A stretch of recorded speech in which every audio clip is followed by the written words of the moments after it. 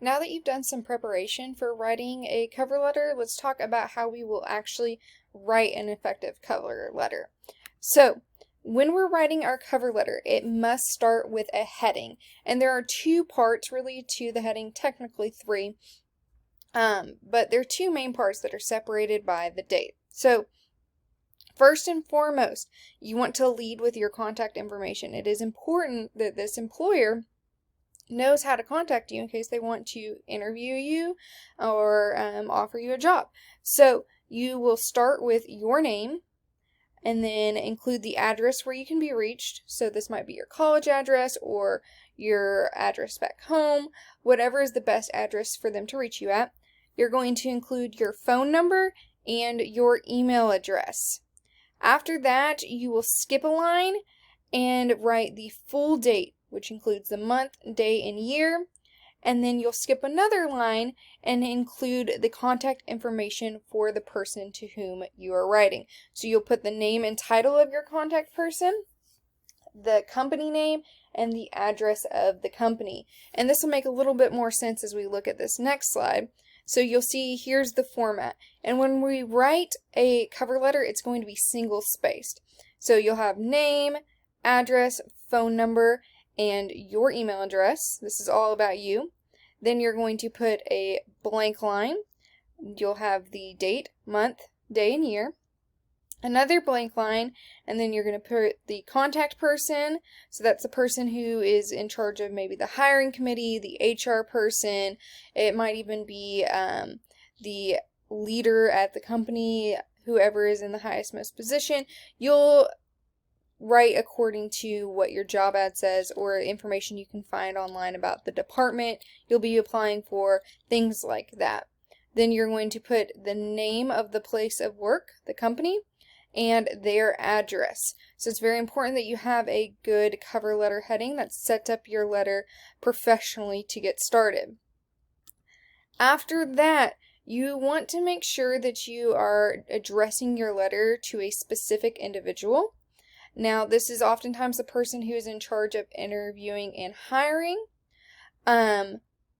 This could also be the department head of the company that you're applying for, whoever's in charge of the department you're applying for, or whoever would be your supervisor in that position.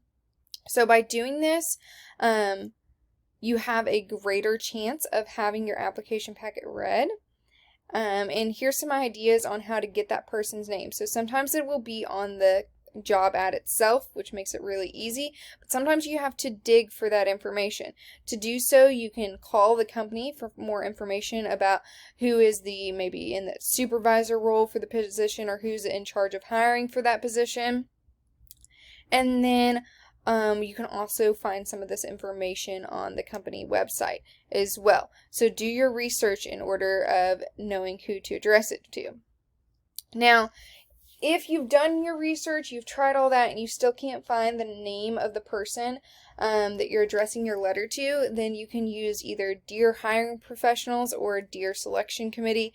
Either of those will work, but it's better if you can personalize it to the exact person that will be reading and receiving that letter. And if you can find the name of the person but you cannot decipher their gender, maybe they have a gender neutral name or you don't want to assume their gender, then you can say Dear Jordan Kincaid instead of like Dear Mr. Kincaid or Miss Kincaid, or you can say Dear Pat Thompson, to avoid any issues with gender assumption or things like that. It's not a bad idea just to go with this format anyways. So whenever you have your cover letter, you are going to be greeting that specific individual by saying, Dear so-and-so, and then you're going to follow it up by a statement of who you are and why you are writing. This is going to serve as the introduction, and we're going to talk a little bit more about that. So here are some tips of how you can catch your reader's attention. Do your introduction. So you're going to want to state your name, state the college you attend, your major, what position you're applying for, give them some context of why you're writing, mention where you heard about the job, or you can mention a name of a professor or contact who has a relationship with that company. So if you know someone who works at that company, or you know someone who has a relationship with the company, you might make mention of that. Or if you've spoken with them before, say at like a job fair or things like that, you can mention that as well. But for the most part, you really need to have your name and then give them some context of who you are, why you're qualified as far as the program of study you're in, and what position that you're applying for, because they might have many different openings, but you need to make sure that you are specific of what you're applying for. For example, if I was applying for a job at a college, I need to specify that I am applying to be an English professor, not just a professor in general, because nobody wants me teaching calculus. So be specific. And so here's an example of a student who did that and did this really well. So they said, my name is Sample Student. I am a current student at Kilgore College majoring in graphic design. The reason for me contacting you is to express my interest in the virtual graphic design internship you currently have available. I learned of this availability through Indeed and decided to reach out to you. Okay, so they're giving context of who they are, their major, and what position they are applying for. Then, once you have done that, the next sentence, and this is going to be the final sentence of your introduction, is going to be like your thesis statement. You're going to make a strong claim. So after you've introduced yourself, you're going to make a strong claim about your candidacy and that you match the needs of the job and the company. So here is where we're going to clearly state 3 qualifications that we have that match the position that you're applying for. These qualifications will be the focus of your body paragraphs and arguments. So here's an example of that. I will believe I will be a good candidate for this position. So you're making a statement right there. Because of here are your 3 reasons: commitment to creating both clean and professional work, education in the field of graphic design, and ability to manage my time while working on multiple projects at once. So right then and there, you're making a claim that I am the best candidate, and these are the reasons why, and you're going to go into more detail of each of these reasons as you write your body paragraphs.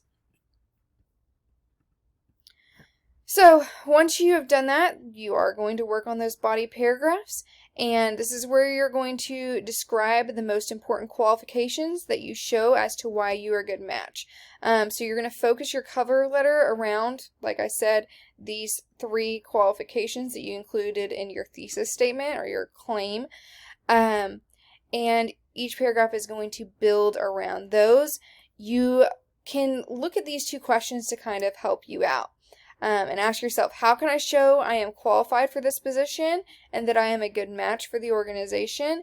And then what have I done that illustrates these qualifications, okay? So you're not just going to tell them that you're qualified, you're going to show them that you're qualified. And we'll talk about this more with this slide. So you want to show you're qualified in a good match. So don't only mention the skills that you possess. Don't say that I am a team player. You have to also show them that you possess those skills. So when writing about your skills, you can think of it as telling a story. You would describe experiences of how you received and grew your skills, mentioning specific places you worked and positions you held. So if you were talking about how you work well on teams, you might talk about how when you worked at Chick-fil-A, you had to work alongside your co-workers as a team in order to meet every customer's needs in a timely manner. Or you might talk about in college you had to do a group project which required you to work on a team, and you developed those team working skills there. So we're showing, not just telling. And here is an example of how to show and not just tell that you're qualified. This builds off of one of the points from the thesis statement that you saw earlier. So it says, currently I am studying and working hard to acquire my graphic design degree.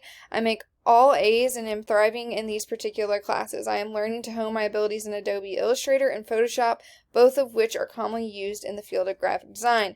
Because of this, I believe this internship will work well for me. I will have knowledge and experience with these programs, meaning I can navigate and use them with ease. This will help me complete my work in a nice, timely manner and stay on top of projects you might currently have at Cubicle Ninjas. In addition to this, I am also learning how to express my ideas and have creative brainstorms. For each project at Kilgore, we are required to use these brainstorming techniques and go through class critiques. In conclusion, I think because I am currently learning all these processes and techniques, I will be a great fit for the internship. So she showed, not instead of telling, how she gained these skills. And then once you've written your 3 body paragraphs, you want to have a closing paragraph or a conclusion. This is where you're going to sum up your qualifications and reveal what you plan to do after your readers receive your application packet. So here's some ideas and tips. Close with a strong reminder of why you are a good match for the job. Request an interview in some way, thank them, and then sign your name and print it underneath. So you might not actually be able to physically sign it if you're doing this digitally, but make sure that you end with your name. Full name first and last. And here is an example of a closing paragraph. So it says, overall, I believe I'm a perfect match for this internship because of my attention to detail and precise work, my current pursuit of my graphic design major, and my ability to successfully manage time.